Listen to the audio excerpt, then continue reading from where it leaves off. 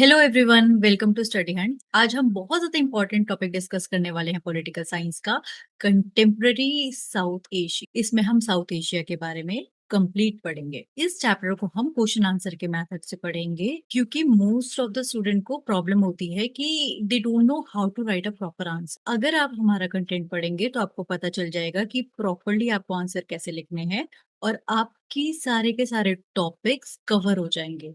Book पढ़ने की आपको ज्यादा नीड नहीं रहेगी। हमारा जो कंटेंट है वो हिंदी मीडियम स्टूडेंट्स और इंग्लिश मीडियम स्टूडेंट्स दोनों के लिए है। So let's start the video without delay. पहला क्वेश्चन आपका आता है कि कौन सी कंट्री मेंबर नहीं है सार्क। ठीक है, तो आप इंडिया के जो आसपास की कंट्रीज हैं, जो आसपास के रीजन की कंट्रीज हैं, वो सार्क के मेंबर हैं। पहले तो आपको ये वाली बात पता होनी चाहिए। इसको याद रखने का सबसे ज्यादा बेहतर तरीका है MBBS पेन। ठीक है, अगर आपने ये याद रख लिया तो आपको सारी की सारी कंट्रीज सार्क की याद रहेंगी हमेशा। M से मॉलडीव्स, B से भूटान, B से बांग्लादेश, S से Sri Lanka, P stands for Pakistan, A is for Afghanistan, I is for India and N is for Nepal. ठीक है, इसको बिल्कुल याद रखना। अब आपको ये कंट्रीज आप ऐसे याद रखोगे तो आप कभी भी नहीं बोलोगे। MBBS पेन से आप इसको याद रख सकते हैं। सारी की सारी कंट्रीज आपको याद रहेंगी। तो कोई भी कंट्री आ सकती है और वो पूछ सकते हैं कि इनमें से कौन सी पार्ट नहीं है। अगर आपको ये सारी कंट्रीज के नाम पता है तो आप बता देंगे, आइडेंटिफाई कर लेंगे कि कौन सी कंट्री नहीं है। अगर आप इंडिया का मैप देखेंगे तो ये ज्यादातर ये वाली कंट्रीज इंडिया की नेबरिंग कंट्रीज हैं ज्योग्राफिकल लोकेशन के according. I hope it's clear to everyone. जो हिंदी मीडियम के स्टूडेंट्स हैं वो भी इसको याद रख सकते हैं, कंट्रीज को इंग्लिश में याद कर सकते हैं, तो उनके लिए भी यही सेम एप्लीकेशन ही अप्लाई। नेक्स्ट आता है क्वेश्चन कि सार्क जो है वो कौन सी किस टाइप की ऑर्गेनाइजेशन है, म्यूचुअल कॉपरेशन के लिए वो कैसे डेवलप होती है। उसमें आप लिख सकते हैं क्या वो पॉलिटिकल ऑर्गेनाइजेशन है, वो मिलिट्री ऑर्गेनाइजेशन है, वो इंटरनेशनल ऑर्गेनाइजेशन है या रीजनल ऑर्गेनाइजेशन। तो सार्क जो है वो हमारी रीजनल ऑर्गेनाइजेशन है। जितने भी आसपास के नेशंस हैं इंडिया के, उन्होंने रीजनल रीजनल लेवल पे एक ऑर्गेनाइजेशन बना रखी है। अगर ये हिंदी मीडियम के स्टूडेंट के लिए आता है तो आप बोल सकते हैं कि ये एक क्षेत्रीय पहल। नेक्स्ट क्वेश्चन आता है आपका एसोसिएशन एंड रीजनिंग का। तो एसोसिएशन एंड रीजनिंग के क्वेश्चन कैसे हमें करने हैं, अगर आपको थोड़ा बहुत भी आइडिया है, अपना आप लॉजिक लगाओगे तो आप इन क्वेश्चन को इजीली कर सकते हो। ज्यादातर स्टूडेंट्स को एसोसिएशन और रीजनिंग के क्वेश्चंस को करने में प्रॉब्लम होती है। हमें दो स्टेटमेंट के बीच में लिंक बनाना पड़ता है कि ये वाली जो स्टेटमेंट है और उसके बीच में आपस में लिंक है। तो पहला अगर आप देखो, आपको स्टेटमेंट गिवन होगा कि जो किंग है, the king with the help of army, army की हेल्प से किंग ने रिटेन किया था फुल कंट्रोल गवर्नमेंट के ऊपर। किंग ने क्या किया था, आर्मी की हेल्प से फुल कंट्रोल किया था गवर्नमेंट का, ताकि वो एक्सपैंड होने से रोक पाए डेमोक्रेसी नेपाल। पहली बात, अगर कोई किंग है और वहां पे डेमोक्रेसी अगर डेमोक्रेटिक अपराइजिंग हो रहे हैं तो वो उनको रोकना चाहेगा ही चाहे। वो क्यों रोकना चाहेगा, क्योंकि कोई भी अपनी पावर को किसी भी कीमत पे शेयर नहीं करता, राइट। सेकंड, इन्होंने रीजन दे रखा है कि जो सेकंड किंग ने एक्सेप्ट कर दिया था डिमांड्स को न्यू डेमोक्रेटिक कॉन्स्टिट्यूशन की 2001। अब ये दोनों स्टेटमेंट आपस में कॉन्फ्लिक्टिंग है। ठीक है, पहला तो यहाँ पे किंग जो है एक्सेप्ट कर रहा है डिमांड को, दूसरा किंग जो है वो आर्मी की हेल्प से कंट्रोल कर रहा है गवर्नमेंट को ताकि वो एक्सपैंड ना हो पाए। यहाँ पे वो कंट्रोल कर रहा है, यहाँ पे वो एक्सेप्ट कर रहा है। तो दोनों स्टेटमेंट देखोगे वो आपस में वैसे ही कॉन्फ्लिक्टिंग है। ठीक है, तो अगर हम इसके अंदर लॉजिक लगाएं तो लॉजिक ये हो सकता है कि कोई भी किंग है अपनी पावर को शेयर नहीं करना चाहता, तो हम ये चीज, अगर हमें आइडिया भी नहीं है कि नेपाल की सिचुएशन क्या है, तो हम ये वाला ऑप्शन अपने लॉजिक के बेसिस पे भी चूज कर सकते हैं। और अगर हमने इस चीज से रिलेटेड पढ़ाई करी है और हमें आइडिया है कि नेपाल में कैसे हुआ था, क्या सिचुएशन थी, नेपाल के बारे में हमने डीपली स्टडी किया है, तो ऐसे वाले केसेस के अंदर हम और ज्यादा लॉजिकली आंसर्स। नेक्स्ट क्वेश्चन आपका आता है कि कौन सी स्टेटमेंट फॉल्स है एथनिक कॉन्फ्लिक्ट के बारे में श्रीलंका में। तो जो वहां की आपकी स्टेटमेंट्स गिवन है कि जो पॉलिटिक्स थी वो श्रीलंका की, वो फेवर करती थी सिन्हाला कम्युनिटी को। ये तो ठीक ठीक है, वो तो सिन्हाला कम्युनिटी को फेवर करती थी। वहां पे दो तरीके की कम्युनिटी थी, एक सिन्हाला कम्युनिटी जो कि मेजोरिटी में थी, और तमिल कम्युनिटी जो कि माइनॉरिटी। जो तमिल स्पीकिंग लोग हैं वो इंडिया से माइग्रेट हुए थे, तो उनके साथ बुरा व्यवहार किया जाता है श्रीलंका में, और एथनिसिटी के बेसिस पे ये व्यवहार बुरा होता है। जो पॉलिटिक्स है वो श्रीलंका की फेवर करती है, जो मेजोरिटी कम्युनिटी को, सिन्हाला कम्युनिटी को, तो इट्स ट्रू। जो इंटरेस्ट है तमिल कम्युनिटी के, उनको भी नेग्लेक्ट किया जाता है। और third, LTTE was supported by SAARC countries. चलो, अगर आपको इसके बारे में आइडिया नहीं है तो इस वाले को अभी हम होल्ड पे रख ले। जो श्रीलंका एथनिक प्रॉब्लम है उसके अंदर दो तरीके की कम्युनिटी थी, सिन्हाला कम्युनिटी और तमिल कॉम। तो ये जो बाकी की जो तीन स्टेटमेंट्स हैं वो ठीक है, और ये वाली सारे कंट्रीज, कोई भी रीजनल ऑर्गेनाइजेशन है वो इस टाइप की प्रोटेस्ट को सपोर्ट नहीं करेगी। At any cost they will not support. जो हिंदी मीडियम के स्टूडेंट हैं वो भी इसको देख सकते हैं। नेक्स्ट आ सकता है आपका क्वेश्चन, अरेंज करने के लिए पाकिस्तान के जो लीडर्स थे, वहाँ के रूलर्स, तो उनको क्रोनोलॉजी के अंदर अरेंज करने के लिए आ सकता है। मैं आपको इसको और डीप में, जब हम पूरा पाकिस्तान के बारे में पढ़ेंगे तो आपको मैं और डीप में उसको एनालाइज करके बता दूंगी, ताकि आपको सारे के सारे वहाँ के रूलर्स के नाम, लीडर्स के नाम सीक्वेंस के अंदर आपको याद रहें, कैसे उसको याद करना है। तो अभी जब हम उसकी डीप स्टडी करेंगे तो अभी फिलहाल के लिए आप उसको होल्ड पे, हम इस क्वेश्चन को रख सकते हैं, ठीक है। तो एक जनरल जियाउल हक, बेनजीर भुट्टो, जनरल परवेज मुशर्रफ, जुल्फिकार अली भुट्टो। बस इसको वैसे याद रखने का तरीका होता है AYZZBNP, ठीक है। इसको मैं आगे और ज्यादा डिटेल में बताऊंगी। ये सारे के सारे सीक्वेंस लास्ट में जो थे, जहां तक आपके बुक का है वो परवेज मुशर्रफ के बारे में। तो अब ऐसा कोई क्वेश्चन देख सकते हैं जिसमें परवेज मुशर्रफ लास्ट में आ रहे हैं, AYZZBNP। तो ऐसा सिर्फ एक ही ऑप्शन आपको स्टार्टिंग में ही दिख गया कि ये वाला ऑप्शन, ये याद रखना, AYZZBNP, ठीक है। पी से परवेज मुशर्रफ, नवाज शरीफ, बेनजीर भुट्टो, जुल्फिकार अली भुट्टो, जियाउल हक, ऐसे यहया खान, ऐसे करके अभी हम आगे डिटेल में पढ़ेंगे इनके बाद। तो प्लीज उसको अच्छे से याद रखिएगा। बस मैं आपको ये थोड़ा आइडिया के लिए बता रही हूँ कि आइडिया कि कैसे हमने इसको क्रोनोलॉजी के अंदर याद रखा, क्योंकि सबसे ज्यादा ये वाला जो टॉपिक है वो क्रोनोलॉजी के अंदर याद रखना डिफिकल्ट पड़ता है। हम इसमें उनके पर्टिकुलर ईयर, कौन कौन से ईयर में थे, आए थे, उनका रूल था, वो भी हम पढ़ेंगे। नेक्स्ट क्वेश्चन आपका आता है कि कौन सी पार्टी इलेक्शंस में जीती थी ईस्ट पाकिस्तान के में। तो ईस्ट पाकिस्तान में जब इलेक्शन 1970s में हुए थे तो अवामी लीग पार्टी आई थी पावर के अंदर, ठीक है। और वो किसकी लीडरशिप के अंदर की बात है, वो शेख मुजीबुर रहमान की लीडरशिप के अंदर की बात है। अब एक क्वेश्चन आता है कि बांग्लादेश कब क्रिएट हुआ था, कैसे क्रिएट हुआ था, क्या क्या प्रॉब्लम्स बांग्लादेश फेस करा था। तो अब हमें एक्सप्लेन करने हैं दो रीजन जो कि प्रोटेस्ट के थे लोगों की ईस्ट पाकिस्तान में। किसके अगेंस्ट प्रोटेस्ट करी थी वहां पे, उन्होंने वेस्ट पाकिस्तान के अगेंस्ट प्रोटेस्ट करी थी। और आगे क्या चल के क्या हो गया था, बांग्लादेश का क्रिएशन हो गया था। जो डोमिनेंस थी वेस्ट पाकिस्तान की, जब इंडिया की इंडिपेंडेंस हुई थी, तो आपने पहले वाले चैप्टर के अंदर भी पढ़ा होगा।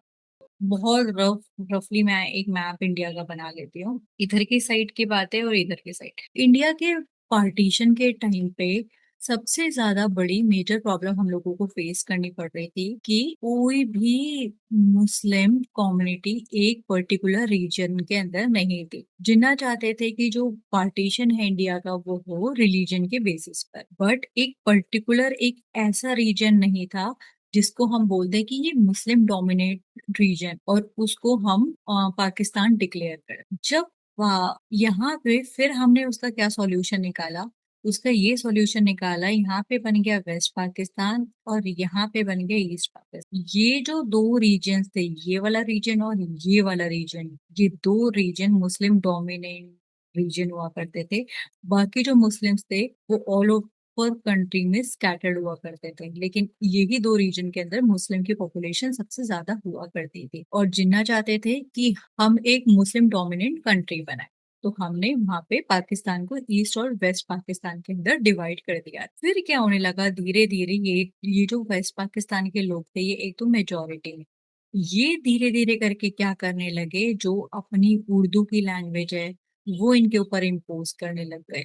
यहाँ की जो लैंग्वेज है वो बंगाल के पास है, तो इनकी जो लैंग्वेज थी बंगाली, ठीक है। यहाँ की जो लैंग्वेज थी उर्दू। तो ये जो वेस्ट पाकिस्तान के लोग हैं वो धीरे धीरे करके अपनी लैंग्वेज को इनके ऊपर इम्पोज करने लग गए, अपना कल्चर को इनके ऊपर इम्पोज करने लग गए। और जब इलेक्शन हुए थे, जो हमने अभी पढ़ा था, शेख मुजीबुर रहमान के टाइम पे यहाँ पे इलेक्शन सेपरेटली कंडक्ट हुए थे 1970 में। तो उनको एक रिप्रेजेंटेशन नहीं मिली थी। यहाँ पे वो इलेक्शन के अंदर जीत भी गए, लेकिन वहां की पार्लियामेंट के अंदर इनको शेख मुजीबुर रहमान को रिप्रेजेंटेशन देने के लिए मना कर दिया गया था। तो लोगों ने काफी ज्यादा स्ट्रगल किया और उनके साथ बहुत ज्यादा अनफेयर ट्रीटमेंट करते थे। जो वेस्ट पाकिस्तान के लोग थे उनके साथ बहुत ज्यादा अनफेयर ट्रीटमेंट करते थे जो बंगाली लोग थे, और उनका कल्चर को धीरे धीरे करके वो सप्रेस किया करते थे। इस टॉपिक को समझने के लिए हमारा चैलेंजेस फॉर नेशन बिल्डिंग एक बेस है। अगर आप उसको समझ लेंगे तो ये वाला केस आपके लिए और समझना आसान हो जाएगा। तो आप देख सकते हैं, जैसे कि अभी आपको बताया था हिंदी मीडियम वाले स्टूडेंट्स के लिए,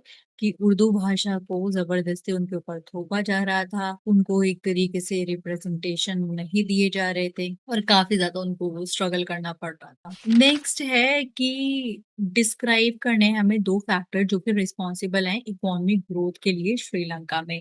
अगर एक चीज याद रख लो कि किसी भी कंट्री की इकोनॉमी अच्छी हो रही है तो क्या उसके अंदर अच्छा हो सकता है, उसकी पर कैपिटा इनकम अच्छी हो सकती है। अगर आपको इकोनॉमिक ग्रोथ के बारे में बताना है तो आप बता सकते हैं कि वहाँ की पर कैपिटा इनकम है वो ज्यादा अच्छी है, और उसने अपनी इकोनॉमी को लिबरलाइज भी जरूर किया होगा और अपनी इकोनॉमी को ओपन किया, ट्रेड बैरियर्स को हटाया होगा। जितना ट्रेड होगा उतनी इकोनॉमी प्रोग्रेस करे, क्योंकि उसकी वजह से हमारा जो एक्सपोर्ट है वो भी बढ़ेगा। और वहां पे जो सबसे बड़ी बात है, जो ह्यूमन डेवलपमेंट है श्रीलंका के अंदर, वो भी सबसे ज्यादा है। और धीरे धीरे करके उन्होंने अपनी पॉपुलेशन को भी कंट्रोल करना स्टार्ट कर दिया था। ह्यूमन डेवलपमेंट कैसे ज्यादा हो सकता है, वहां पे हेल्थ पे वर्क अच्छा है, एजुकेशन के ऊपर वर्क अच्छा है, इंफ्रास्ट्रक्चर के ऊपर वर्क अच्छा है, और वो टूरिज्म भी वहाँ का काफी अच्छा है। तो श्रीलंका के अंदर, अगर आप इसको आंसर के अंदर प्रॉपर कैसे लिखेंगे, श्रीलंका के अंदर सबसे ज्यादा हाईएस्ट लेवल का ह्यूमन डेवलपमेंट है। जो वहाँ की जो कंट्री है वो सक्सेसफुली कंट्रोल कर रही है पॉपुलेशन की ग्रोथ को। उस श्रीलंका ने अपनी इकोनॉमी को भी लिबरलाइज कर दिया था। उसकी जो पर कैपिटा इनकम है, जीडीपी है, वो भी काफी ज्यादा प्रोग्रेस कर रही है। इंटरनल कॉन्फ्लिक्ट होने के बाद भी वहां पे डेमोक्रेसी है श्रीलंका के अंदर, वो भी एक अच्छा कैरेक्टर को मेंटेन कर रही है। तो ये वाली जो बात है आपको पता होनी चाहिए। अगर आपको ये आंसर नहीं भी आता है, आपने इसके बारे में नहीं भी पढ़ा है, और किसी भी चीज से रिलेटेड आंसर आता है, तो आप इस टाइप के आंसर्स उसके अंदर लिख सकते। ये जनरल आंसर की तरह होगा, लेकिन बस हाँ ये चीज पता होनी चाहिए आपको कि उसने इकोनॉमी उस पे ग्रोथ पे कंट्रोल किया था या नहीं किया। नेक्स्ट मैंने आपको बांग्लादेश का पूरा केस बता दिया है 1971 के अंदर, कि कौन कौन सी सर्कमस्टांसेस थी 1971 के अंदर जिसकी वजह से क्रिएट हुआ था बांग्लादेश। फर्स्ट उन्होंने क्या किया था, इम्पोज करना शुरू कर दिया था उर्दू लैंग्वेज का। जो शेख मुजीबुर रहमान थे उन्होंने पॉपुलर स्ट्रगल को लेड किया था। ये कब कहाँ किसके अगेंस्ट, वेस्ट पाकिस्तान के अगेंस्ट, और उन्होंने सेपरेट ऑटोनॉमी की भी बात करी थी ईस्टर्न रीजन के अंदर। और 1970 के अंदर इलेक्शंस हुए थे, अवामी लीग जो थी वहां पे जीत गई थी सीट्स। कहाँ पे, ईस्ट पाकिस्तान में मेजोरिटी के अंदर आ गई थी। उन्होंने बोला कि हमें कॉन्स्टिट्यूएंट असेंबली का भी पार्ट बनना है पाकिस्तान में। बट जो वेस्ट पाकिस्तान के जो लीडर्स थे उन्होंने इनको अपोज कर दिया था। उस टाइम पे जो वहां के आर्मी के लीडर थे वो याया खान थे, उन्होंने सप्रेस करनी शुरू कर दिया था जो कि मूवमेंट्स हो रही थी ईस्ट पाकिस्तान के अंदर। फिर धीरे धीरे करके जो वहाँ के रेफ्यूजीज थे, बंगाली रेफ्यूजीज, वो अपनी neighbouring country that is India के अंदर आ गए थे। जैसे मैंने आपको को मैप में दिखाया था, वो इंडिया के अंदर सारे के सारे आ गए थे। सबसे ज्यादा जो आए हैं वो असम के थ्रू आए हैं। और जो इंडिया की गवर्नमेंट थी उन्होंने बहुत ज्यादा सपोर्ट किया था डिमांड को, ईस्ट पाकिस्तान की इंडिपेंडेंस की डिमांड को, और उनको फाइनेंशियल मिलिट्री हेल्प भी दी थी। और इसकी वजह से धीरे धीरे करके इंडिया और पाकिस्तान के बीच में लड़ाई होने लग गई थी, वॉर हो गया था। तो आपने सुना होगा 1971 के अंदर, उस टाइम पे इंदिरा गांधी हमारी लीडर हुआ करती थी, हमारी पीएम। उस टाइम पे हमने बांग्लादेश का बहुत ज्यादा सपोर्ट किया था, और वहां पे फिर बांग्लादेश बन गया एक इंडिपेंडेंट नेशन। तो याद रखना कि इंडिया ने बहुत ज्यादा सपोर्ट किया था बांग्लादेश का, उसको फाइनेंशियल हेल्प भी दी थी, उसको मिलिट्री हेल्प भी दी थी। और ये किसकी लीडरशिप में हुआ था? इंदिरा गांधी की लीडरशिप में हुआ। नेक्स्ट आता है कि कौन कौन से रीजन है जिसकी वजह से इतनी कॉन्फ्लिक्ट हो रहा है श्रीलंका के अंदर। ये हम ऑलरेडी पढ़ चुके हैं कि श्रीलंका के अंदर जो सिन्हाला कम्युनिटी है वो मेजोरिटी में है, और वो अपना डोमिनेट करने की कोशिश करती है अपने कल्चर को, अपनी लैंग्वेज को, और वो बहुत ज्यादा बुरा व्यवहार करती है तमिल कम्युनिटी के साथ। इसमें सबसे बड़ी बात याद रखना, हॉस्टाइल। इस आंसर को अटेम्प्ट करोगे तो हॉस्टाइल वर्ड का यूज जरूर करना। जो मेजोरिटी कम्युनिटी थी, they were hostile to a large towards the large number of Tamil. ये वाली बात याद रखना, क्योंकि ये आंसर का कीवर्ड है। उससे आपका पता चल जाएगा कि आपने ये आंसर को पढ़ के अटेम्प्ट किया है या नहीं किया है। और जो गवर्नमेंट थी वहां की, वहां पे वो काफी ज्यादा डिस्क्रिमिनेटरी पॉलिसीज लेकर आती थी। किसके लिए? जो तमिल कम्युनिटी के लोग थे उनके लिए। वहां पे पावर शेयरिंग का कंसेप्ट नहीं था। आपने अपनी 10th क्लास के अंदर भी पढ़ा होगा, जब आपने पावर शेयरिंग के बारे में पढ़ा था, तो श्रीलंका में पावर शेयरिंग का कंसेप्ट नहीं था। बट आपने बेल्जियम के बारे में पढ़ा था, वहां पे दो कम्युनिटीज के बीच में पावर शेयरिंग का कंसेप्ट था, तो वो ज्यादा अच्छे से प्रोग्रेस करने लग गए। इसके अंदर ये वाला पॉइंट भी ऐड कर सकते हो कि वहां पे पावर शेयरिंग नहीं, अभी तक उनको पॉलिटिकल रिप्रेजेंटेशन नहीं मिली है, इक्वालिटी नहीं मिली है, अभी भी वो इल ट्रीटमेंट से सफर करते हैं। अब हमें रीजंस बताने हैं कि डेमोक्रेसी क्यों नहीं आ पा रही है पाकिस्तान के अंदर। कौन कौन से रीजंस हैं जो कि उसके लिए रिस्पॉन्सिबल। तो सबसे बड़ा जो रीजन है वो ये है सोशल डोमिनेंस का। जो मिलिट्री वहां पे सबसे ज्यादा किसका रूल रहा करता है? वो मिलिट्री का रूल रहा करता है, क्लर्जी का रूल रहा करता है, और जो लैंड ओइंग एरिस्टोक्रेसी है, जो रिच पीपल है, रिच ओइंग क्लास, उनका वहां पे सबसे ज्यादा रूल हुआ करता है। क्योंकि वो वहां पे जो रूरल एरिया के लोग हैं उनको कन्विंस कर लेते हैं। एरिस्टोक्रेसी, लैंड ओइंग एरिस्टोक्रेसी कैसे कंट्रोल कर सकती है? उनके पास पावर है, पावर है, मनी पावर है, मसल पावर है। तो जो गरीब लोग हैं उनका वोट को वो इजीली मैनिपुलेट कर लेते हैं और कंट्रोल कर लेते हैं। क्लर्जी क्लास जो है वहाँ की, जो कि रिलीजियस बेसिस पे लोगों के वोट्स को गैदर करती है। थर्ड आती है आपकी मिलिट्री। मिलिट्री वहां पे जो, अगर उसको वोट चाहिए तो वो मिलिट्री क्लास वोट कैसे लेकर आती है? वो बोलती है कि इंडिया का और यहाँ का कॉन्फ्लिक्ट है पाकिस्तान का, तो जो डेमोक्रेटिक गवर्नमेंट है वो कुछ नहीं कर सकती है। डेमोक्रेसी अगर रहेगी तो फिर इंडिया का जो कॉन्फ्लिक्ट है वो रिजॉल्व नहीं हो पाए। ठीक है, तो डेमोक्रेसी के अगेंस्ट में वो चलता है उनका रूल। वो उनको बार बार ये आश्वासन देती है कि अगर हमें इंडिया से लड़ना है तो लड़ने के लिए सिर्फ और सिर्फ जो मिलिट्री रूल है वही ज्यादा सक्षम है। क्लर्जी, क्लर्जी का रूल होता है रिलीजन बेस्ड। ठीक है, रिलीजन बेस्ड इनका रूल होगा, ये याद रखना। और जो एरिस्टोक्रेसी और जो लैंड ओइंग क्लास है वो गरीबों को कंट्रोल कर लेती अपने पैसे के दम पे। और जो पाकिस्तान का कॉन्फ्लिक्ट है इंडिया के साथ, वो भी एक रीजन है सबसे बड़ा कि वहां पे डेमोक्रेसी नहीं आ सकती, जैसे कि मैंने आपको मिलिट्री वाला रूल का बताया था अभी। और दूसरा की सबसे बड़ी बात है ना, वहां पे एक जेन्युइन इंटरनेशनल सपोर्ट भी नहीं मिल पाता। इंटरनेशनल सपोर्ट और ऑर्गेनाइजेशन को क्यों वहां पे सपोर्ट नहीं करता? वो इसलिए सपोर्ट नहीं करते क्योंकि उनका खुद का फायदा है। वहां पे जो यूएस है, यूएस भी मिलिट्री को पैसे भेजती है, फंड्स भेजती है, ताकि वहां पे डेमोक्रेसी ना आ पाए। जहाँ पे लोगों का शासन होता है वहां पे लोगों को कंट्रोल करना भी मुश्किल हो जाता है। जहाँ पे मिलिट्री का शासन है और जो कि यूएस के द्वारा ही फंडेड है, और जो वेस्टर्न कंट्रीज बड़ी बढ़ रही है उनके द्वारा ही फंडेड है, वहां पे लोगों को भी हम कंट्रोल कर सकते हैं। तो ये जो था, ये सबसे बड़ा रीजन था। ये फैक्टर्स हैं। जो हिंदी मीडियम के स्टूडेंट्स हैं वो भी इसका स्क्रीनशॉट ले सकते हैं, ताकि आपको पता चल जाए। सेना, धार्मिक वर्ग, ये सारे के सारे रिस्पॉन्सिबल हैं, जिसकी वजह से डेमोक्रेसी वहां पे नहीं आ पा रही है। और दूसरा हमने बताया था कि इंडिया के साथ उसका रिलेशन और उसके उसकी वॉर्स। थर्ड, हम वहाँ की जो इंटरनेशनल ऑर्गेनाइजेशन है वो भी नहीं चाहते। एक हमें दो फीचर्स बताने हैं कॉन्स्टिट्यूशन कैसा है बांग्लादेश का। तो कॉन्स्टिट्यूशन जो है बांग्लादेश का वो बेस्ड है डेमोक्रेसी के ऊपर। डेमोक्रेसी का बेसिक प्रिंसिपल होता है the rulers they are elected by the people. मैं लिख देती हूँ।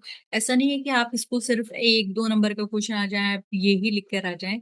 तो आप उसमें पूरा लिखना, जैसे कि डेमोक्रेसी है, rulers are elected by the people. Next, आप सोशलिज्म का मतलब होता है government that will work for the welfare of all, for the welfare of all। Third जो वो है हमारा, वो है सेकुलरिज्म। सेकुलरिज्म का जो बेसिक मतलब होता है ना, स्टेट का ऑफिशियल रिलीजन नहीं होगा, ठीक है। मतलब कोई कंट्री किसी रिलीजन की आइडियोलॉजी के ऊपर बेस्ड नहीं होगी, ये वाली बात याद रखना। ये है हमारा सेकुलरिज्म का मतलब। ये आपने 11th क्लास के बेसिक के अंदर भी पढ़ा होगा। तो अगर इससे रिलेटेड क्वेश्चन आता है तो ऐसे ही इसको इलाबोरेट करके लिख देना कि जो लोकतंत्र है किसके में जो लोग हैं उनके द्वारा ही सरकार चुनी जाती है। एक समाजवाद, एक ऐसी सरकार जो कि लोगों के हित में काम करे। और तीसरा है धर्मनिरपेक्षता। निरपेक्षता मतलब किसी एक रिलीजन को डोमिनेंस में नहीं रखा जाएगा।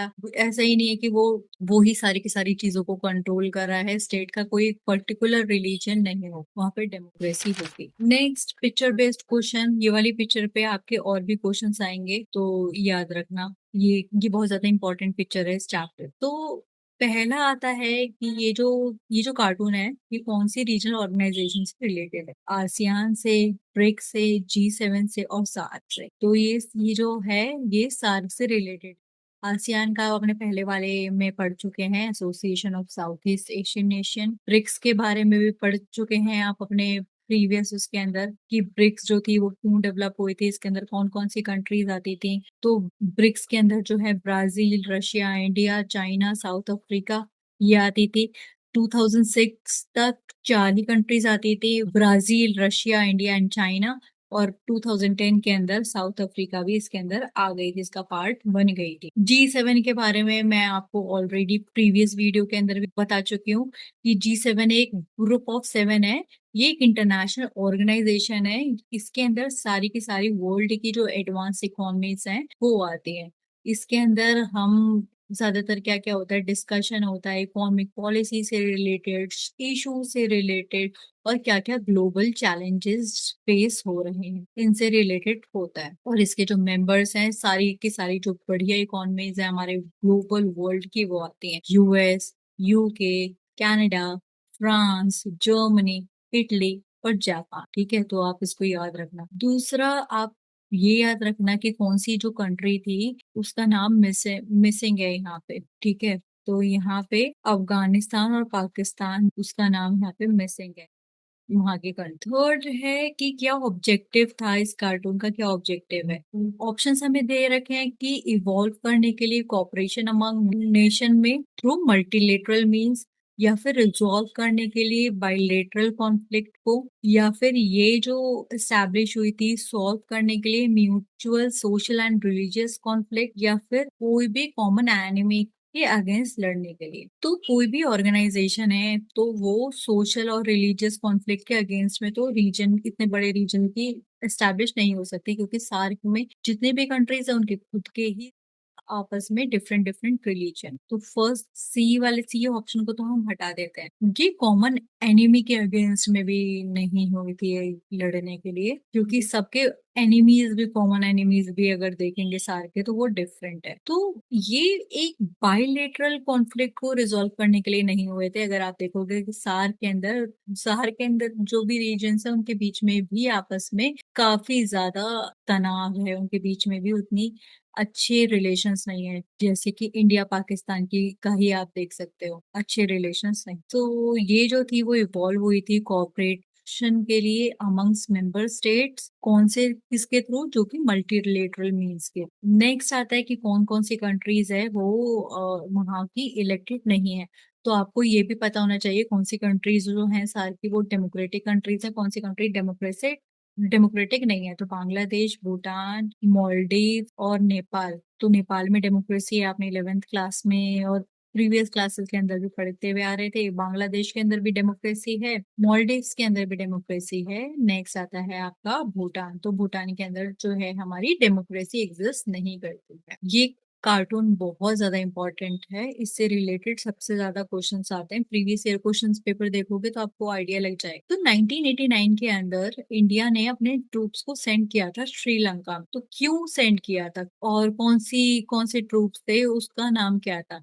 तो कभी भी इंडिया अपनी कोई भी फोर्स भेजती है तो इंडिया की पीस कीपिंग फोर्स है, वो याद रखना, इंडिया की पीस कीपिंग फोर्स गई थी। ये हर जगह के लिए है, श्रीलंका से आप याद रख सकते हो। हमें ग्रुप बताना है तमिल का जिसने आर्मी के अगेंस्ट में श्रीलंका की फॉट किया था। तो उसका आंसर है LTTE, याद रखना उसे। इसकी फुल फॉर्म अभी हम आगे नेक्स्ट क्वेश्चन में पढ़ेंगे। फिर आता है आपका कौन सी जो कंट्रीज है उसने मेडिएट कराया था एथनिक कॉन्फ्लिक्ट श्रीलंका में। तो एक कंट्री का तो नाम आपको पता है, इंडिया, और दूसरा याद रख लेना नॉर्वे और आइसलैंड।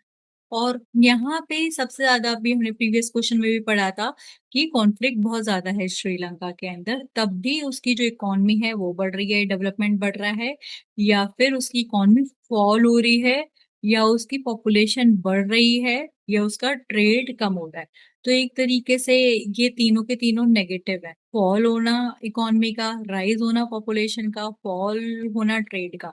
तो उसमें हम इसको एलिमिनेशन मेथड के थ्रू भी कर सकते हैं कि उसकी इकोनॉमी राइज हो रही है, वहां पे डेवलपमेंट बढ़ रहा है। और ये वाला क्वेश्चन जो हमने अभी पढ़ा था, इससे रिलेटेड और भी क्वेश्चंस आते हैं। तो आप देख सकते हैं कि ये इसी कार्टून के ये वाले क्वेश्चंस भी एग्जाम्स में आ चुके हैं। ये जो मैसेज है क्या कॉन्वे कर रहा है कि श्रीलंका ने, गवर्नमेंट ने मैनेज कर लिया था बैलेंस करना दो राइवल के बीच में। तो मैनेज तो गवर्नमेंट ने नहीं किया। दूसरा ऑप्शन था कि जो ज्यादातर दोनों ग्रुप हैं वो गवर्नमेंट के अगेंस्ट थे। नहीं, गवर्नमेंट तो वन ग्रुप का फेवर करी थी और दूसरे का अगेंस्ट थी। तो ये ऑप्शन भी गलत है। थर्ड है कि गवर्नमेंट ने ट्रीट किया था दोनों कम्युनिटीज को इक्वली। अगर गवर्नमेंट दोनों कम्युनिटीज को इक्वली ट्रीट करेगी तो वहां पे कॉन्फ्लिक्ट होगा ही क्यों। फोर्थ ऑप्शन था कि बहुत ज्यादा डिफिकल्ट हो रहा था मेंटेन करने के लिए बैलेंस बिटवीन दो दो राइवल ग्रुप्स को, गवर्नमेंट के लिए भी एक तरीके से मैनेज करना मुश्किल हो रहा था। तो यही आंसर आप लिख देंगे।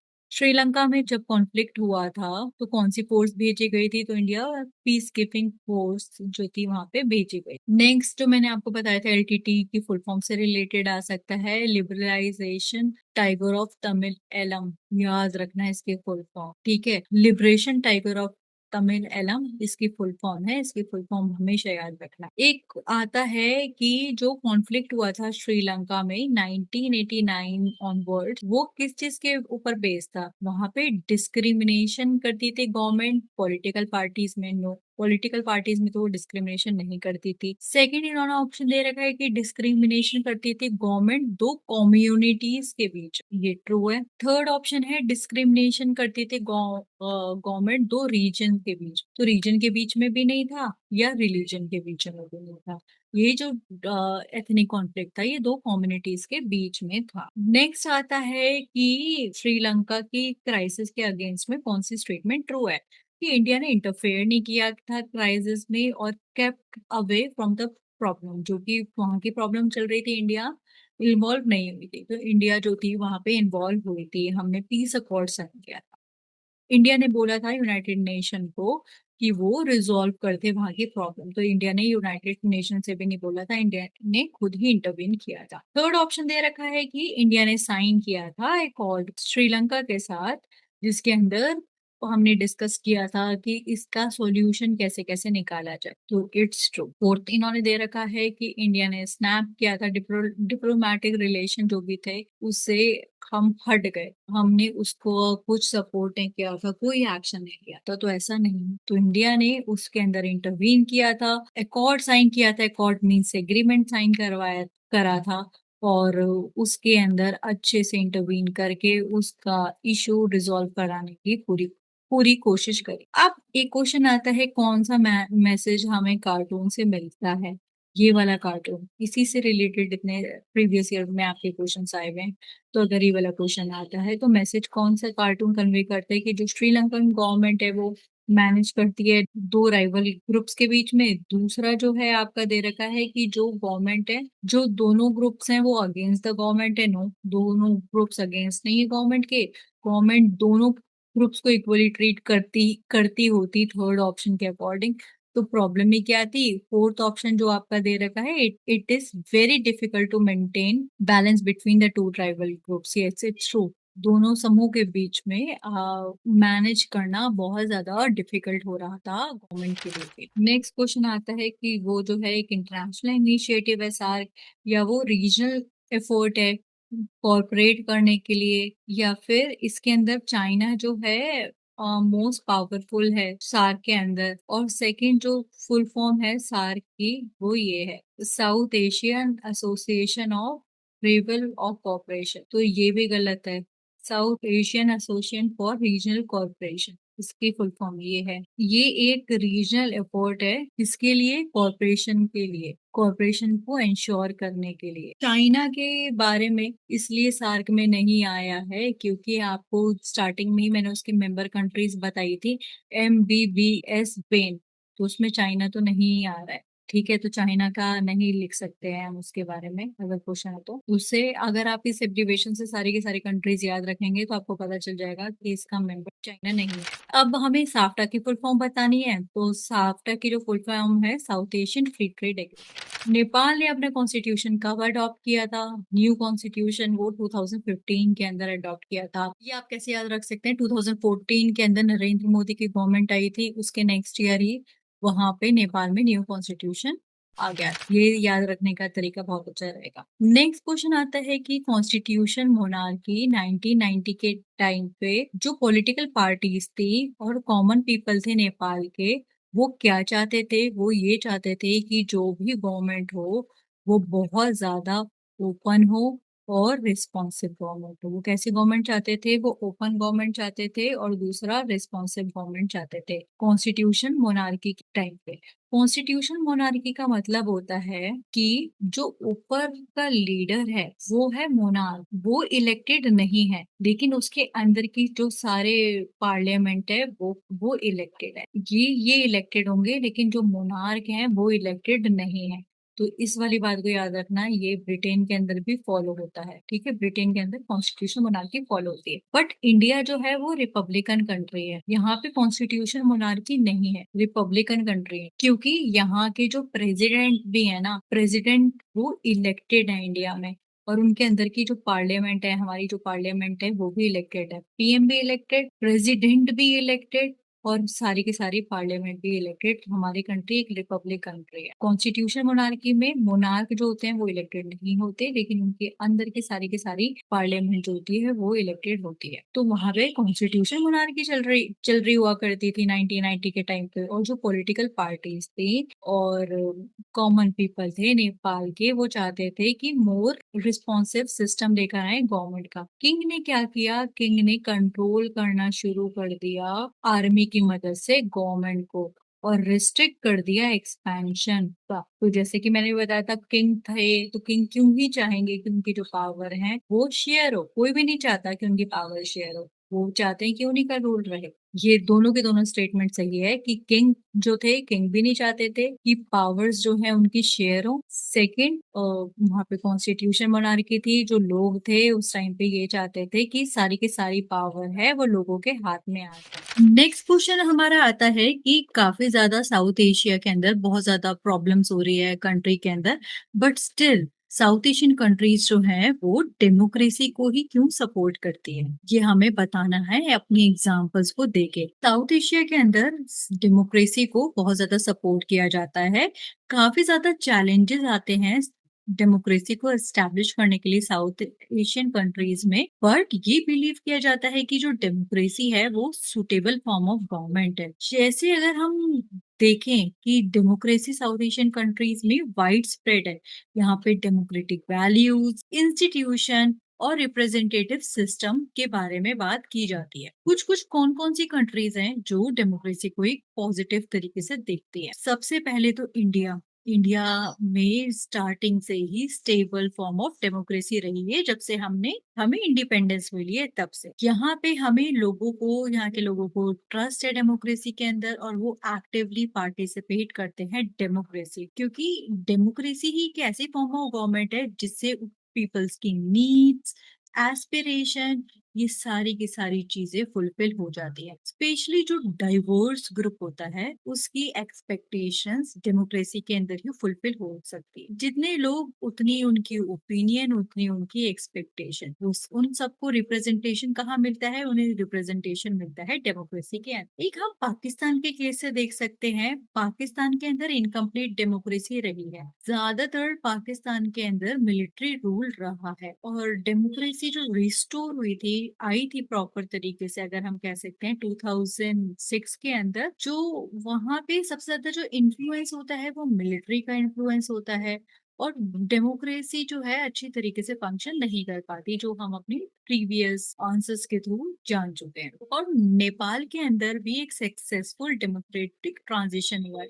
अगर आप अभी के केसेस को देखेंगे तो अभी स्टूडेंट्स ने, जेंजीज प्रोटेस्ट वहां पे हुई थी, वहां पे भी डेमोक्रेसी को एक तरीके से चैलेंज कर दिया गया था, करंट गवर्नमेंट को ओवरथ्रो किया। तो ये जो आंसर है ये थोड़ा उसके अकॉर्डिंग है। आप ये भी बता सकते हैं, ये वाला केस भी अभी जो करंट में चल रहा है, अपने आंसर के अंदर डाल के उसको और वैल्यूएबल बना सकते हैं, और वेटेज हो जाएगी आपके आंसर के अंदर कि डेमोक्रेसी जो है, नेपाल के लोग स्टार्टिंग से ही डेमोक्रेसी चाहते थे। वहां पे मोनार्की रूल था, फिर कॉन्स्टिट्यूशन मोनार्की आया, जैसे कि मैंने आपको पहले एक्सप्लेन किया था, और फिर नेपाल के अंदर एक प्रॉपर तरीके से डेमोक्रेसी आ गई और इलेक्टेड गवर्नमेंट बनने लग गई। लेकिन अभी हम देखें तो जेंजीज प्रोटेस्ट हुई थी, और वहां की जो डेमोक्रेसी है उसको भी एक तरीके से खतरा हो गया था। जो इलेक्टेड लीडर्स हैं उनको ओवरथ्रो कर दिया। बांग्लादेश जो है, वहां पे मिलिट्री रूल से डेमोक्रेसी में शिफ्ट हुआ है। बांग्लादेश के अंदर भी अगर हम देखेंगे तो जहाँ बांग्लादेश में भी मल्टी पार्टी सिस्टम, और वहां पे भी रिप्रेजेंटेटिव डेमोक्रेसी चलती है। जैसे हमारे इंडिया के अंदर रिप्रेजेंटेटिव डेमोक्रेसी है, डायरेक्ट डेमोक्रेसी नहीं है। डायरेक्ट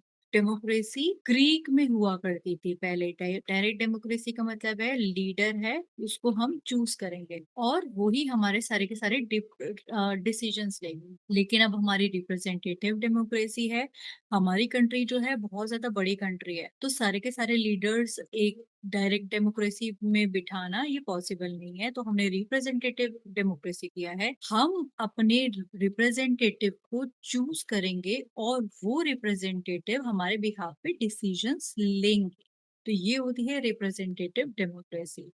ये हमारे बिहाफ पे डिसीजन लेंगे, क्योंकि लोगों के पास इतना ज्यादा टाइम नहीं होता कि वो डेली पॉलिटिकल एक्टिविटीज में जाएं और जाके पार्टिसिपेट करें। लैक ऑफ टाइम भी होता है, और रिप्रेजेंटेटिव जो है हमें बहुत ज्यादा अच्छे से पार्लियामेंट के अंदर रिप्रेजेंट करते हैं। तो जैसे कि आपको बताया मैंने, बांग्लादेश के अंदर, बांग्लादेश में भी एक तरीके से शिफ्ट हो गया है। पहले वहां पे मोनार्की रूल हुआ करता था, लेकिन लोगों की डिमांड पे मल्टी पार्टी सिस्टम आ चुका है, रिप्रेजेंटेटिव डेमोक्रेसी है वहां पे। जो पहले आइडिया बिलीव किया जाता था कि डेमोक्रेसी जो एग्जिस्ट करती है वो प्रॉस्परस नेशन के अंदर ही एग्जिस्ट करती है। जो भी सारे के सारे एडवांस नेशन है, सिर्फ डेमोक्रेसी वहीं एग्जिस्ट करती है। बट धीरे धीरे जैसे कि हम देखेंगे कि डेमोक्रेसी एडवांस नेशन की तरफ से चेंज हो के वो वैसे दूसरे दूसरे डेवलपिंग नेशंस के अंदर भी डेमोक्रेसी आती जा रही है, क्योंकि वो ही एक ऐसी फॉर्म ऑफ गवर्नमेंट है जिसके अंदर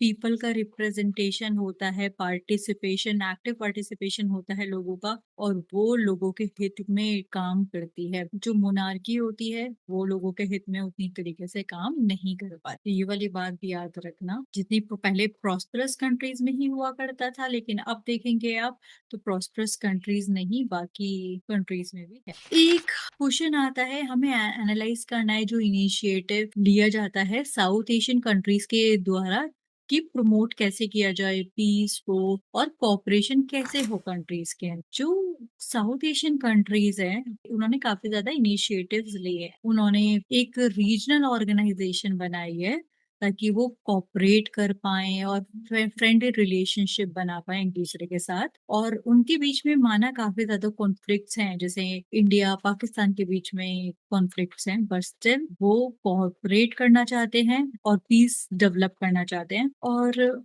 ये सारी की सारी हम कोऑपरेशन कैसे करना चाहते हैं? ये कोऑपरेशन हम करना चाहते हैं मल्टीलेटरल मीन्स के। मल्टीलेटरल मीन्स का मतलब होता है जब ज़्यादातर कंट्रीज़ एक साथ वर्क करती है, मतलब इसमें 2 कंट्रीज़ की बात नहीं हो रही, ये हो रही है ज़्यादा कंट्रीज़ की। ये सारी कंट्री आपस में कोऑपरेट करती हैं। किस चीज़ के ऊपर कोऑपरेट करती है? ताकि वो सारी की सारी प्रॉब्लम से एक साथ लड़ पाएँ, बिल्ड कर पाएँ हेल्दी रिलेशनशिप को। ये कैसे करती हैं काम? ये कोई इंटरनेशनल ग्रुप बना लेती हैं, ऑर्गनाइज़ेशन बना लेती हैं या फिर आपस में एग्रीमेंट साइन करती हैं। तो ये क्या करती हैं कंट्रीज़? ये एक साथ बैठती हैं, डिस्कस करती हैं इश्यूज़ को। और इनका जो डिस्कशन होता है एक तरीके से जॉइंट डिस्कशन होता है। इसमें प्रमोट किया जाता है पीस को, ये बात करती हैं ट्रेड के बारे में कि हम कैसे ट्रेड को बूस्ट करें, अपनी कंट्री की सिक्योरिटी को कैसे डेवलप करें और हमारी कंट्री कैसे डेवलप हो सकती है। ये सारे मल्टीलेटरल मीन्स हैं जिसके थ्रू वहाँ पे डेवलपमेंट होता है। और इस कंट्रीज ने, जो सार्क की कंट्रीज है, इन्होंने south Asian free trade agreement भी साइन किया है। तो जो भी कंट्रीज हैं, ये इफेक्टिव हुआ था 2006 से। पहले ये साइन कर लिया था जो भी कंट्रीज हैं 2004 में, लेकिन ये जो इफेक्ट हुआ था 2006 के अंदर हुआ था। इस बात को हमेशा याद रखना कब से इफेक्ट में आया था। तो यहाँ की जो कंट्रीज हैं वो कोशिश करती हैं कि हम सारी की सारी चीजें जो ट्रेड करें वो फ्री ट्रेड एग्रीमेंट करें, ताकि जितने भी मेंबर नेशन हैं उन सबकी इकोनॉमी भी बूस्ट हो। नेक्स्ट बहुत इंपॉर्टेंट क्वेश्चन आता है, चाइना यूएस ये कैसे रोल प्ले करते हैं साउथ एशियन पॉलिटिक्स के अंदर? ये हमें बताना है, अपने आर्ग्यूमेंट्स को मतलब जस्टिफाई करना है। तो चाइना और यूएस जो है वो साउथ एशियन पॉलिटिक्स के अंदर बहुत ज्यादा तरीके से रोल प्ले करते हैं। जो चाइना है वो क्या करता है, वो एक close military tie, strategic tie बना के रखता है पाकिस्तान के साथ, क्योंकि इंडिया जो है चाइना का नेबर है और वो धीरे धीरे करके आगे बढ़ता जा रहा है। और चाइना बिल्कुल भी नहीं चाहता कि इंडिया जो है वो प्रोग्रेस करे। तो इसीलिए जो सार्क के जो नेशन है उसमें से पाकिस्तान इसको वो सपोर्ट करता है। और इंडिया के साथ जो भी कॉन्फ्लिक्ट होता है उसमें चाइना भी फंड करते हैं। जैसे कि आप देख सकते हैं अभी पहलगाम अटैक हुआ, हमारी कंट्री ने ऑपरेशन सिंदूर भी लॉन्च किया था। तो जब पाकिस्तान ने पहलगाम अटैक किया था, उसको जो फंड्स मिले थे और जो सपोर्ट मिला था वो चाइना की साइड से मिला। तो आप ये देख सकते हैं कि जब दो कंट्रीज का डिस्प्यूट हो रहा होता है, इंडिया और पाकिस्तान का, आप ये एग्जाम्पल भी इसके अंदर लिख सकते हैं। उस टाइम चाइना ने पाकिस्तान का सपोर्ट किया था, फाइनेंशियल मिलिट्री सपोर्ट भी उसने प्रोवाइड किया था। सेम टाइम पे जो चाइना का ट्रेड है, इकोनॉमिक रिलेशंस हैं, इंडिया के साथ भी धीरे धीरे बढ़ते जा रहे हैं। आपने देखा होगा बीच में हमने स्टार्ट किया था बायकॉट चाइना, लेकिन वो धीरे धीरे करके बंद हो गया। अब हमारा जो ट्रेड है चाइना के साथ वो इंक्रीज होता जा रहा है। चाइना का जो है बहुत ज्यादा स्ट्रॉन्ग इन्फ्लुएंस रहता है साउथ एशियन पॉलिटिक्स के ऊपर। सेकंड आता है यूएस का रोल। यूएस का भी बहुत ज्यादा एक्टिव पार्टिसिपेशन रहता है साउथ एशिया के अंदर। आपने देखा होगा इंडिया और पाकिस्तान का भी इशू हुआ था, तो हम इसको पहलगाम वाले इशू से भी समझ सकते हैं। जब इन दोनों कंट्रीज के बीच में अभी डिस्प्यूट चल रहा था, तो उस टाइम पे भी यूएस ने इंडिया और पाकिस्तान के बीच में एक मीडिएटर का काम किया था। ये स्टेटमेंट भी सुनी होंगी कि ट्रम्प ने वॉर रुकवा दी। इस टाइम पे भी यूएस ने एक तरीके से मीडिएटर की तरह वर्क किया। जो प्रेजेंस है साउथ एशियन कम्युनिटी में, यूएस का काफी ज्यादा इंटरफेरेंस रहता है।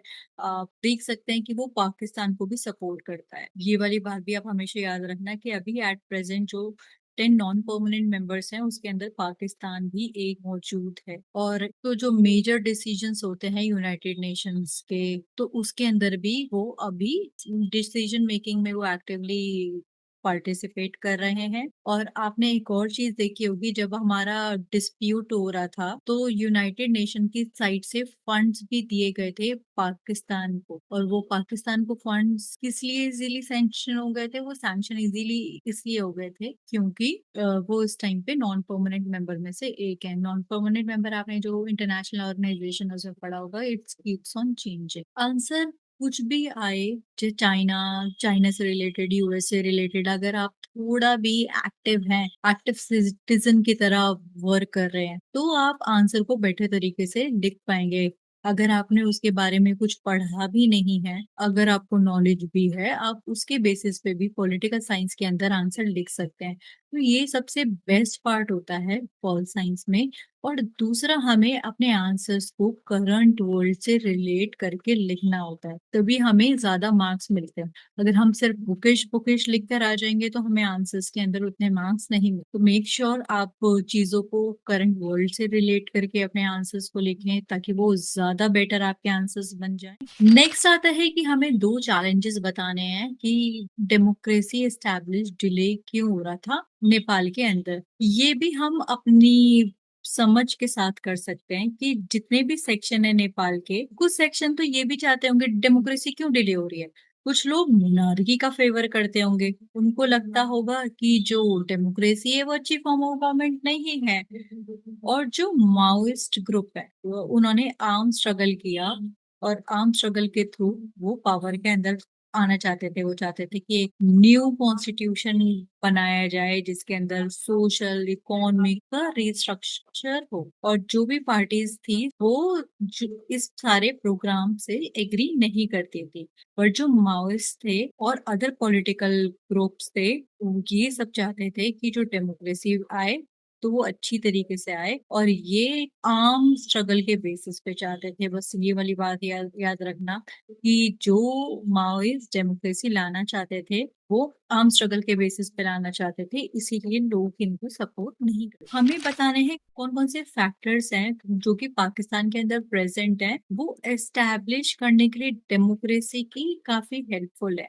सबसे ज्यादा जो पाकिस्तान की मीडिया है ना, वो काफी करेजियस है, और वहां पे फ्री स्पीच है और फ्री प्रेस है। तो जो प्रेस है वो भी हमेशा गवर्नमेंट की पॉलिसीज को, नॉर्म्स को, सोसाइटी के नॉर्म्स को ही क्रिटिसाइज करती और लोगों को अवेयर करती है कि वो डेमोक्रेसी के फेवर में जाए और मिलिट्री के अगेंस्ट में जाए। सेकंड, पाकिस्तान में एक और चीज पॉजिटिव है कि वहाँ के जो लोग हैं वो ह्यूमन राइट्स मूवमेंट करते हैं। लोगों का अगर आप सपोर्ट देखेंगे तो पाकिस्तान के अंदर हमेशा से लोगों ने तो सपोर्ट किया है डेमोक्रेसी के अंदर आना। जो क्लर्जी क्लास है, एरिस्टोक्रेसी क्लास है, मिलिट्री क्लास है, वो लोग नहीं चाहते कि डेमोक्रेसी आए। लेकिन अगर हम लोगों की मूवमेंट्स, प्रोटेस्ट, उनके टेस्ट से देखेंगे तो वो हमेशा से चाहते हैं कि वहां पे डेमोक्रेसी आए। फर्स्ट हमने जो डिस्कस किया था वो था फ्री प्रेस, सेकंड था ह्यूमन राइट्स मूवमेंट, थर्ड है कि जो लोगों के सेंटिमेंट्स हैं वो डेमोक्रेसी के प्रो ही हैं। हमेशा से अगर आप देखें कि 1971, 1977, 88, 2001, 2010, जो लोग जो चाहते थे वो डेमोक्रेसी ही चाहते थे। लोगों ने डेमोक्रेसी के बेसिस पर ही वोट दिए थे। तो ये वाली बात भी याद रखना कि लोग वहां की ये चाहते हैं, लेकिन जो लैंड ओइंग क्लास हो गई, क्लर्जी हो गए, वो और मिलिट्री क्लास हो गई, ये नहीं चाहती कि वहां पे डेमोक्रेसी आए। ये हम उसके रीजंस जो हैं ऑलरेडी पहले पढ़ चुके हैं अपने आंसर्स के अंदर। अभी हम डीप में नेक्स्ट में पाकिस्तान का केस पढ़ने वाले हैं, क्योंकि मैंने आपको बताया था कि जो पीएम की क्रोनोलॉजी है उससे रिलेटेड भी क्वेश्चन आ सकता है। और अगर आप वो वाला टॉपिक इसके थ्रू पढ़ लेंगे तो आपका फंडा एकदम क्लियर हो जाए। बाकी दूसरे टॉपिक्स के थ्रू अगर आप पढ़ेंगे, कहीं बुक के थ्रू पढ़ते हैं, तो आपके लिए भी बहुत डिफिकल्ट होगा समझने के लिए। अब नेक्स्ट और लास्ट टॉपिक है हमारा इस चैप्टर का कि पाकिस्तान का लोकतंत्र के लिए क्या संघर्ष रहा, कैसे कैसे स्ट्रगल हुआ है पाकिस्तान में डेमोक्रेसी को लेके। सबसे पहले जो मैंने आपको एक वो एब्रीवेशन बताई थी, बस उसको याद रखना, AYZZBNP, बस इसको याद रख लो। ये याद रख लिया तो आपकी पूरी की पूरी क्रोनोलॉजी के लिए बेस्ड गुड क्वेश्चन आएंगे तो आप उसको आराम से कर सकते हैं। सबसे पहले जो अर्ली फेज है वो 1947 से 1958 तक स्टार्ट होता है। इंडिपेंडेंस के बाद पाकिस्तान ने बहुत ज्यादा पॉलिटिकल इंस्टेबिलिटी को देखा। जो वहाँ के लीडर्स थे वो काफी फ्रीक्वेंटली चेंज हो रहे थे। वहाँ पे स्टेबल फॉर्म ऑफ गवर्नमेंट बन के नहीं आ रही थी, क्योंकि वहाँ पे सबसे ज्यादा मिलिट्री का इंफ्लुएंस था। वो धीरे धीरे करके बहुत स्ट्रांग होती जा रही थी, और जो सिविलियन गवर्नमेंट है ना, लोगों की गवर्नमेंट, वो ना वीक होती जा रही थी। फिर आता है कि फर्स्ट मिलिट्री रूल जो आया था वो जनरल अयूब खान के अंडर आया था। ये 1958 से 69 तक की बात है। 1958 में मिलिट्री टेक ओवर होता है और अयूब खान जो है वहां के रूलर की तरह इमर्ज होते हैं। उन्होंने क्या किया, एक न्यू कॉन्स्टिट्यूशन बना दिया। न्यू कॉन्स्टिट्यूशन तो वो लेकर आए, बट उन्होंने अथॉरिटेरियन वे के अंदर रूल करना स्टार्ट कर दिया। लेकिन वहां पे काफी ज्यादा ओपोजिशन इमर्ज होकर आते हैं और फिर उनको 1969 के अंदर रिजाइन करना पड़ गया। तो ये वाला हो गया अयूब खान वाला केस। तो याद रखना, अगर आप ये बुक के थ्रू पढ़ेंगे तो बिलीव मी ये आपको बहुत ज्यादा कॉम्प्लिकेटेड लगेगा। अगर आप इसी सीक्वेंस के थ्रू पढ़ेंगे जो मैंने आपको बताया है तो उस सीक्वेंस के थ्रू आपके लिए ये समझना बहुत ज्यादा आसान हो जाएगा। नेक्स्ट आते हैं याया खान। याया खान के अंदर याया खान ने कंट्रोल करना स्टार्ट कर दिया अयूब खान के बाद। वो इलेक्शन के थ्रू आए थे और फिर वहां पे लेकिन पॉलिटिकल क्राइसिस धीरे धीरे करके होने लग गई याया खान के अंदर। उन्हीं के पीरियड में आप देख सकते हैं कि बांग्लादेश के अंदर क्राइसिस हो रहे थे।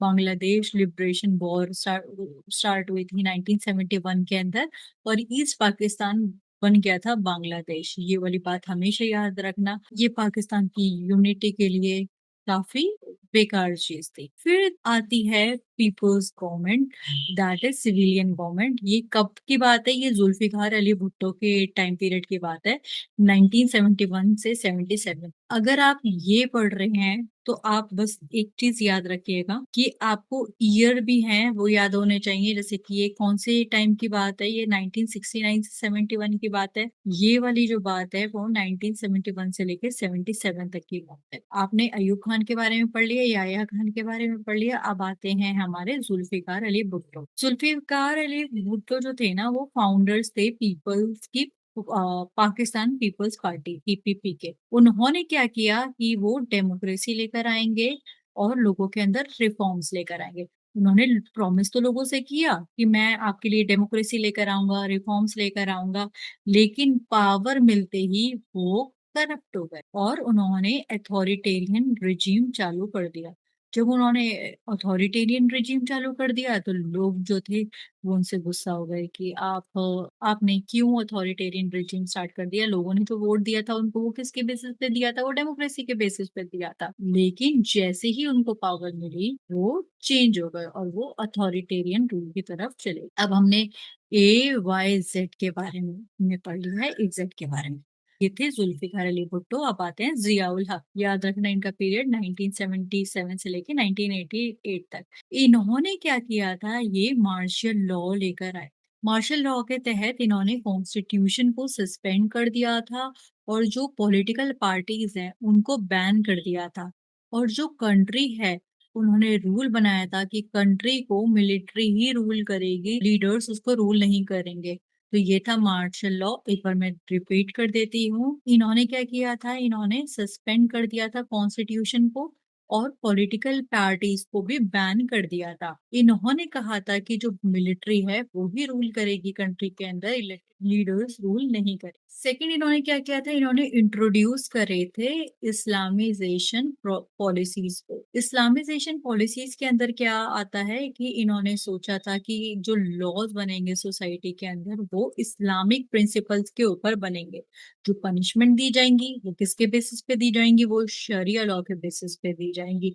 इस्लामिक पनिशमेंट होंगी। जो रिलीजियस एजुकेशन है उसको एनकरेज करा जाएगा। तो ये सारे के सारे रिफॉर्म्स वो लेकर आने लग गए थे। तो इस वाली बात को याद रखना कि इन्होंने ये मार्शल लॉ लेकर आए थे जिसमें कॉन्स्टिट्यूशन पॉलिटिकल पार्टीज को बैन करके मिलिट्री पावर के अंदर आने लग गई थी। दूसरा, इन्होंने इस्लामिजेशन पॉलिसीज का भी यूज किया था ताकि शरिया लॉ आ जाए, लेकिन लोगों ने इनका तभी बहुत ज्यादा अपोज किया था। नेक्स्ट आती है डेमोक्रेसी बेनजीर भुट्टो के अंडर। ठीक है, तो आप इसका एक बार याद रखना। बेनजीर भुट्टो और नवाज शरीफ के अंदर डेमोक्रेसी आती है। बेनजीर भुट्टो के अंदर पीपीपी और दूसरी नवाज शरीफ के अंदर थी मुस्लिम लीग। ये दोनों की दोनों ऑल्टरनेटिव चल रही थी पावर के अंदर।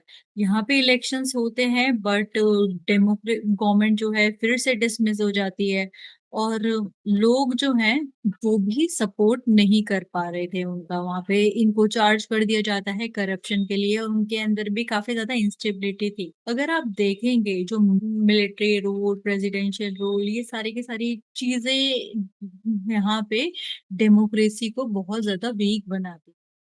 अब हम इसका पढ़ेंगे एक की फीचर क्या है पाकिस्तान की डेमोक्रेसी का। पाकिस्तान में ना सबसे ज्यादा मिलिट्री coup रहा करते थे और यहाँ पे जो पीपीपी जो इलेक्टेड पार्टी आई थी उसको भी एक्यूज कर दिया गया था करप्शन के लिए।